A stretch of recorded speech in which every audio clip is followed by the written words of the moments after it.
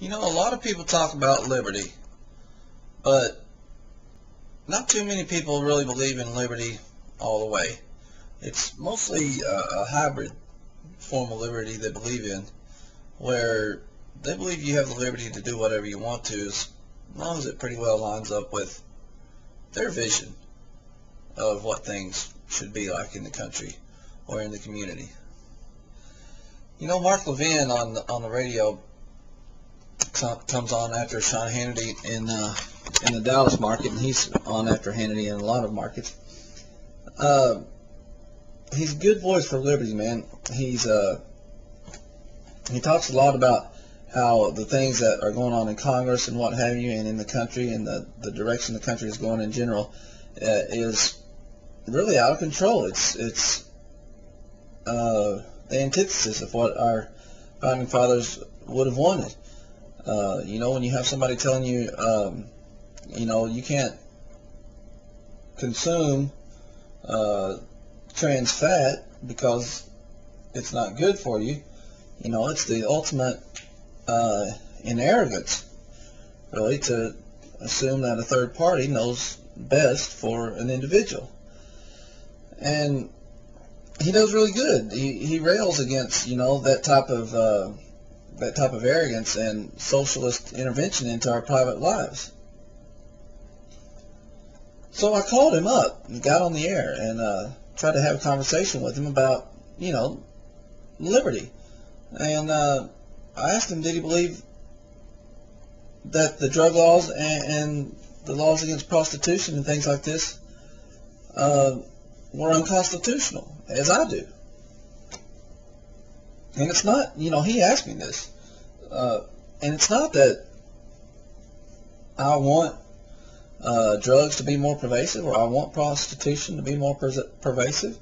I think those things are a scourge on our society.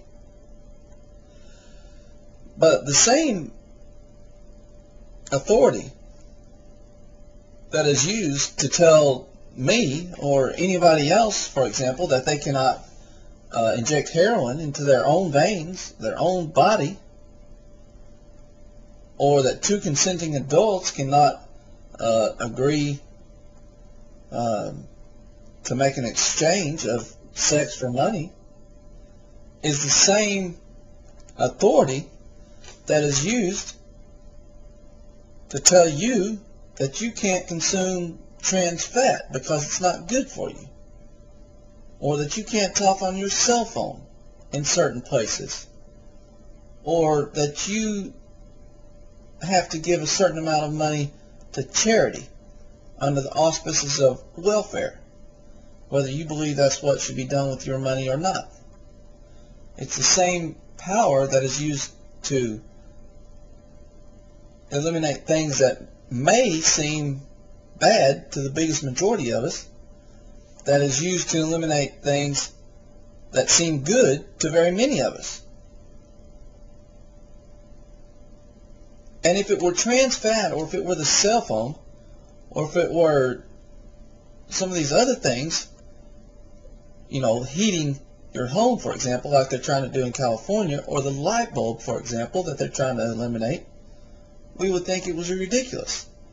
And they would say, well, you know, society is really for the good of everybody. We really need to eliminate these certain types of things from our diet or from our electric use. You know, we need to eliminate these for the good of society because, you know, we're using too much energy, we're using carbon, and, you know, this planet's not going to be the same for us to hand over to our children. And they'll throw the benefits, the societal benefits of it at you, the social benefits of it. And people like Mark Levin and many other conservatives will scoff at that, and they'll say, you know, this is the ultimate in collectivism. This is placing the good of the collective in front of the good of the individual. And the good of the individual is what this country was based on, because our founding fathers were from a school of thought that said, you know, you can't have a prosperous society with disadvantaged individuals. You can't have a rich society with poor individuals, and you can't have a happy society with sad individuals. Societies are only made up of individuals. And so we combat this collectivist thinking that what's good for society is good for the individual, when it's exactly the opposite way around. What is good for the individual is good for society. But yet people that think that way, to a certain degree, will turn right around and defend these type of policies when it doesn't agree with their vision of morality. And so they turn in to the very people they rail against. Like Mark Levin always calls people Stalinists. He sounds just like one, telling me society doesn't want pervasive drug use. Society has determined they want a certain amount of law and order. And that is the reason that we should be able to eliminate these things. Everything I say is from a practical standpoint and from an ethical standpoint. You know, from an ethical standpoint, it's not right. It's not right, and it's arbitrary to tell somebody they can or cannot do something with their own body. But from a practical standpoint, it doesn't even work. We pretend like the war on drugs is working. We pretend like the vice units shutting down prostitution rings are working. There's more violence and more drug trade goes on under the war on drugs than there would be without the war on drugs. It exacerbates the problem. It makes it worse. You see the same hookers and johns after the vice squad does their stings on the same street corners a week later, or not even a week. We pretend like it's helping. That's the biggest mistake. We assume that it's helping, and it's not.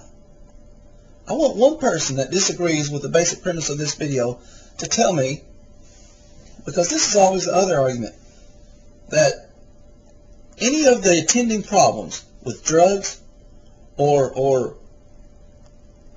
with prostitution, I want somebody to tell me one of them, just one, that wouldn't be illegal in its own right. Mark Levin, the defender of freedom, says, well, we got to eliminate prostitution because, oh, the mob has their hands all over it. Well, wait just a second. Isn't organized crime a crime in itself? Isn't that against the law? If the government can't enforce organized crime or laws against organized crime, how are we going to think that they're going to enforce the laws on prostitution when we give them the extra task of policing prostitution because it's infiltrated by the mob? If they can't police the mob themselves, the mob is against the law. It's not prostitution. If we did everything, if we made everything illegal that the mob was involved in, we'd have to make trash service illegal. We'd have to make plumbing illegal. We'd have to make construction illegal. If you want to get the mob out of something, get the mob out of it. Don't make everything that the mob is involved with illegal. You want to talk to me about drugs and say somebody could get behind the wheel of a car and run over you? Well, if they run over me, do I care, once I'm dead and gone and buried in the grave, do I care that it was a drug dealer or a drug person on the influence of drugs any more than I care if it was somebody reaching around and turning around talking to little Johnny in the back seat because he was getting out of hand? No, I really don't.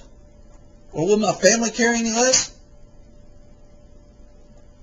Would it make it better for my family that I'm dead if it was somebody listening to the radio instead of somebody on the influence of drugs? Driving badly is against the law. Stealing for drugs. Well, you know what? Stealing is illegal, whether you do it for drugs or whether you do it for food or whether you do it for fun. Name me the one thing that is a reason for outlawing drugs or for prostitution that is not already illegal in itself. And you're going to say, well, they're more likely to be involved in these activities. Well, you're more likely to drive bad in a vehicle because you're talking to a passenger than you are because of heroin use or anything else. Tell me. You can't. All the attending ills are already illegal. You just want to use them to impose your morality on somebody else. And it makes me sick. Because, you know, I don't agree with everything that people do when they're free. But I agree with people being free more than I agree with imposing my vision of the world, my morality, on somebody else. I'd rather people be free. Because, you know what? When they're free to do as they please, I'm free to do as I please. And it may be some things that some people don't like, but I want to be able to do them anyway. So I'll let people do what they want to do when they're free.